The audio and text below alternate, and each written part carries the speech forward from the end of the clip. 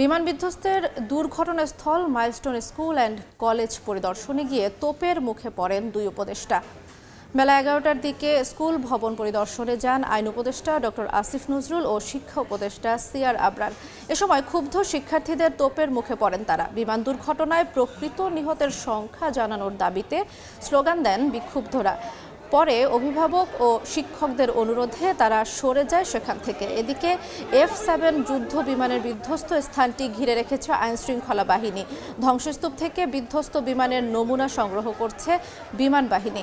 ক্ষতিগ্রস্ত ভবনের নিচতলা চূর্ণ বিচূর্ণ হয়ে গেছে, ধসে গেছে দ্বিতীয় তলার ছাদও।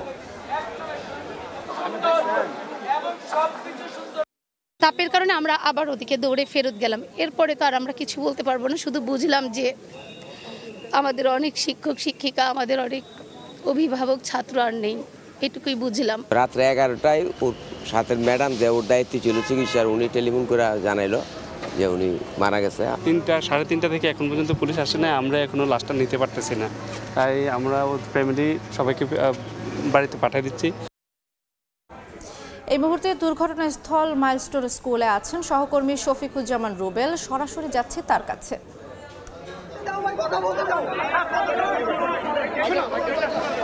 আপনারা দেখতে পাচ্ছেন যে মাইলস্টোন স্কুল অ্যান্ড কলেজের খবর আমরা জানাচ্ছিলাম যে শিক্ষার্থীরা তারা কিন্তু তারা ক্ষোভ প্রকাশ করছেন এই উপদেষ্টাদের ঘিরে। তারা কিছুক্ষণ আগে বলছিলেন যারা স্টুডেন্ট তাদের উদ্দেশ্যে যারা প্রতিনিধিত্ব করছেন তারা বলছিলেন যে আপনারা ধৈর্য ধরুন, ভেতরে উপদেষ্টাদের সাথে আলোচনা হচ্ছে, আলোচনা ফলপ্রসূ হওয়ার আশ্বাস তারা দিচ্ছেন। তারা বলছেন যে আমাদের যেই দাবি দেওয়াগুলো, আমাদের যেই কথাগুলো রয়েছে সেই কথাগুলো আমরা বলেছি। আপনারা জানেন যে এই মাইলস্টোন স্কুল অ্যান্ড কলেজে এই মুহূর্তে কিন্তু পরিদর্শনে এসেছেন আইন উপদেষ্টা আসিফ নজরুল, শিক্ষা উপদেষ্টা সিআর আবরার, এবং আমরা দেখেছি যেখানে প্রধান উপদেষ্টার প্রেস সচিব শফিক তিনিও কিন্তু এখানে উপস্থিত আছেন। এই মুহূর্তে মাইলস্টোন কলেজের যেই কক্ষ যেখানে আসলে এই ছাত্র প্রতিনিধিদের সাথে আলোচনা হচ্ছে, এবং বাইরে আপনারা দেখতেই পাচ্ছেন যে ক্ষোভ প্রকাশ করছেন শিক্ষার্থীরা, বিক্ষুব্ধ শিক্ষার্থী। তারা গতকালকের যে মর্মান্তিক দুর্ঘটনা, সেই দুর্ঘটনার যেই দৃশ্যপট, সেখানে সত্য মিথ্যার মেলবন্ধন তারা বলছেন যে মৃত্যুর সংখ্যা নিয়ে ধোঁয়াশা, সেই ধোঁয়াশা কাটিয়ে উঠতে হবে।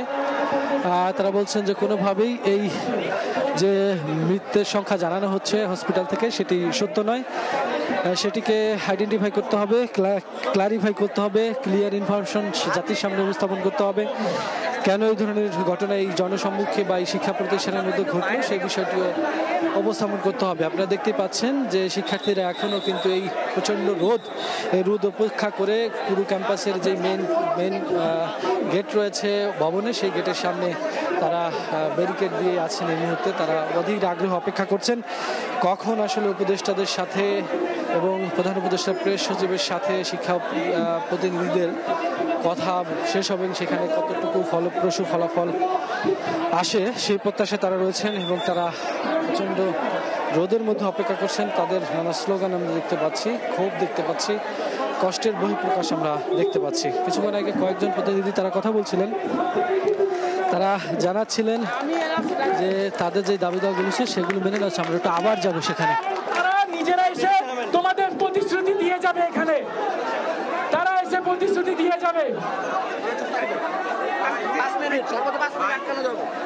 শুনছিলেন যে দাবিগুলো রয়েছে সেই দাবিগুলো মেনে নেওয়া হয়েছে এমন একটা বার্তা কিন্তু যারা প্রতিনিধিত্ব করছেন তারা বলছিলেন। কিছুক্ষণ পরেই হয়তো বা উপদেষ্টারা তারা বের হয়ে এসে আনুষ্ঠানিকভাবে জানাবেন কি আলোচনা হলো, কেনই বা তাদের এত ক্ষোভ প্রকাশ ছাত্ররা করলো, সেখানে তারা কতটুকু কি কোন জায়গায় পৌঁছতে পারলো। তো সব মিলিয়ে মাইলস্টোন স্কুল অ্যান্ড কলেজ থেকে এই মুহূর্তে এই ছিল সর্বশেষ।